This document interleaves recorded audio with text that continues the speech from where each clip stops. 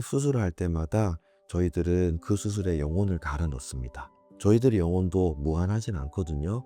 그 영혼을 갈아 넣고 수술을 끝나고 난 다음에는 저희들도 되게 무거운 마음으로, 그 환자의 인생의 무게만큼 무거운 마음으로 결과를 지켜봅니다. 그렇지만 척수병증은 언제나 좋은 결과, 언제나 바람직한 결과만 있는 거는 아니기 때문에 저희도 되게 무거운 마음으로 수술하고 무거운 마음으로 지켜볼 수밖에 없는 그런 수술이에요. 안녕하세요. 마디세상병원 장수진 원장입니다. 요번 주제는 척수병증 환자분들이 수술을 진행하는데 꼭 아셔야 될 것 같은 거 3가지를 준비해 봤습니다. 척수병증이라고 하는 것은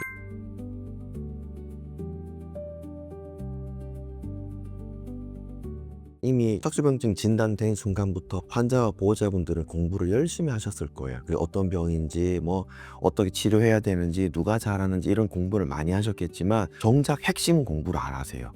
어떤 게 핵심이냐면은 그 치료 과정에서 어쩔 수 없이 받아들여야 되는 여러 가지 합병증이라고 해야 될까, 부작용이라고 해야 될까, 분명히 아셔야 되는 게 있어요.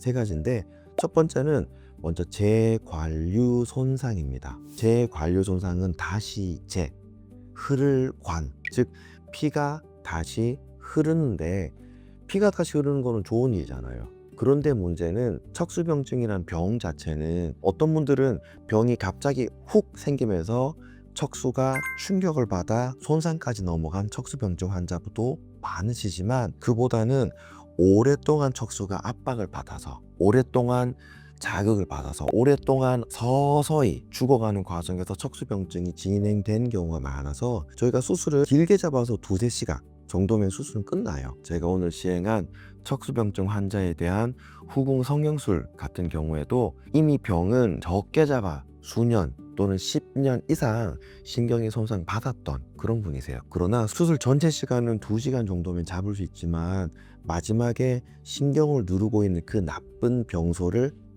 딱 끄잡아 올리는 시간은 10분 안에 끄잡아 올리는 거예요. 쉽게 설명드리면은 10년 동안 눌려있던 그 척수신경이 단 10분 만에 열려버리는 거예요. 그러면은 오랫동안 피도 흐르지 않고 영양분의 공급, 산소의 공급까지도 제한돼 있던 그 신경에게 갑자기 혈관이 열리면서 피가 흐르기 시작해요. 그걸 잘 생각해 보시면은 누가 한 10일 또는 20일, 30일 금식 또는 단식한 사람에게 갑자기 밥을 주면 그 사람은 까딱하면 죽습니다. 왜냐?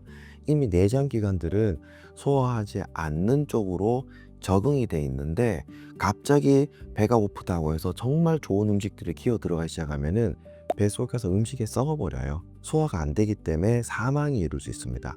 마찬가지로 신경도 오랜 시간 눌려 있었는데 갑자기 몸에 좋은 그 신경에게 꼭 필요한 혈액이 흐르고 산소가 공급되기 시작하면 오히려 그것들에게 의해서 신경이 손상을 받을 수 있어요. 그거를 재관류 손상이라고 합니다. 재관류 손상이 무섭다면 수술 안 받으시면 돼요. 그러나 수술 받지 않으면은 100% 마비로 가실 수 있는 분이신데, 재관류 손상의 가능성은 연구에 따라 다르지만 병추에서는 15에서 20%, 흉추에서는 20에서 30%라고 이야기를 해요. 자, 수술을 진행하게 되면 20%에서는 손상으로 인해서 마비가 있을 수 있어요. 수술 받지 않으시면은 100% 마비로 가실 거예요. 어디에 배팅을 하고 싶으세요? 당연히 비록 척수병증에 의한 합병증 중에 마비는 무서운 일이긴 하지만 실은 수술로 인한 건 아니에요. 수술로 인한 어쩔 수 없는 재관류 손상 때문에 20-30% 마비가 일부, 큰 마비든 작은 마비든 어느 정도 마비라든지 다른 손상들이 있을 수는 있지만 100%보다는 낫잖아요. 그래서 척수병증 수술하는 것이고, 비록 재관류 손상은 두렵고 싫고 저도 피하고 싶어요. 재관류 손상 같은 경우에는 첫째, 예상이 안 돼요. 둘째, 예방도 힘듭니다. 셋째, 치료도 없어요. 저희도 당연히 꺼리고 싶죠.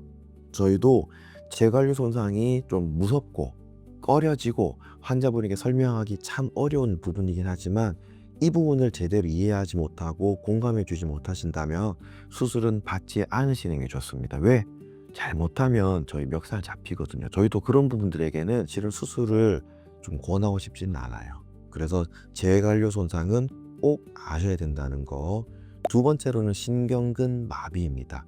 신경근 마비라는 어떤 개념이냐면 척수병증으로 인해서 진행하게 되는 수술은 전방으로 들어가는 유압술이거나 후방으로 들어가는 광범위한 감압술 내지는 후봉 성형술이 되는데, 척수에 대한 압박은 줄어들겠지만 척수에서 새끼쳐 나가는 신경근의 주위에 공간이 변화가 왔잖아요. 척수도 되게 민감한 신경이지만 신경근 또한 상당히 민감한 신경들이기 때문에 환경이 훅 변하게 되면은 요 신경들이 이동하거나 적응하는 과정에서 연구에 따르면 0.5% 또는 그 미만에서 신경근이 갑자기 원인 모른 이유 없이 마비로 진행될 수가 있대요. 그걸 신경근 마비라고 부릅니다. 그런데 이 신경근 마비 중에서 좀 민감한 신경이 제5경추 신경근이래요. 그래서 제5경추 신경근 마비가 제일 유명한 거고, 제5경추 신경근이 마비가 되면은 요렇게 요 자세가 힘이 빠지게 되는 거예요. 이게 빠지게 되면 다른 거는 힘이 빠져도 크게 불편하죠. 크게는 불편하지 않을 수 있지만 요게 안 되면 젓가락으로 음식을 집었는데 올릴 수가 없는 거예요. 양치질 하려고 치약은 다 준비했는데 이게 안 올라오니까 좀 불편해지세요. 그래서 제5경추 신경근 마비가 임상적으로는 제일 의미가 있고, 그러나 제5경추 신경근 마비, 이런 신경근 마비는 마찬가지로 예방도 안 되고 예상도 안 되고 치료도 없지만 다행히도요 6개월 정도가 지나면 거의 대부분 돌아온대요. 그래서 우리 의사들이 재관료 손상은 예방도 예상도 치료도 안 되지만 지켜보는 수밖에 없어요. 죄송하지만 신경근 마비는 더 낮은 확률로 발생할 수는 있지만 지켜보면 좋아집니다 라고 설명드리고 좀 긍정적으로 지켜보자고 하는 거예요. 마지막 세 번째로는 척수병증 수술하시는 분들이 꼭 아셔야 되는 거는 절대로 일희일비하지 않는 거예요. 오늘 수술했는데 왜 내일 뛰어다니지 못합니까? 오늘 수술했는데 왜 한 달 뒤에 아직도 저립니까? 아픕니까? 손이 아직도 힘듭니까? 걷는데 휘청거립니까?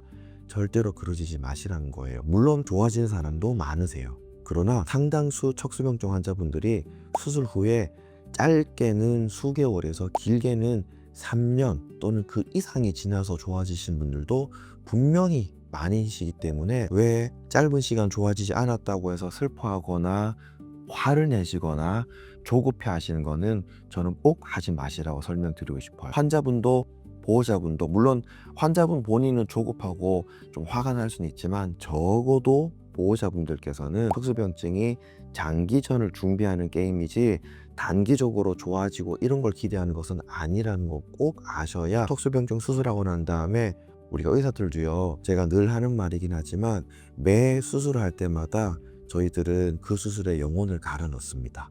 저희들의 영혼도 무한하진 않거든요.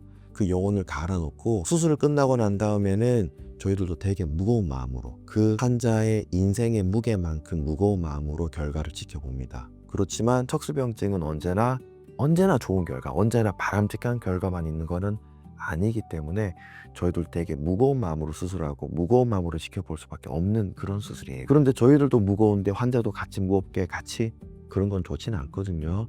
되도록이면 환자분들과 보호자분들도 척수병증은 이런 병이다, 이럴 수밖에 없다는 거 꼭 이해해 주시고 수술로 임하셔야 수술 후에도 저희와 좋은 관계를 유지할 수 있지 않을까, 또는 환자분들도 너무 속상하지 않을까 하는 마음에서 영상을 준비해 봤습니다. 아무쪼록 도움이 되길 바랍니다. 감사합니다.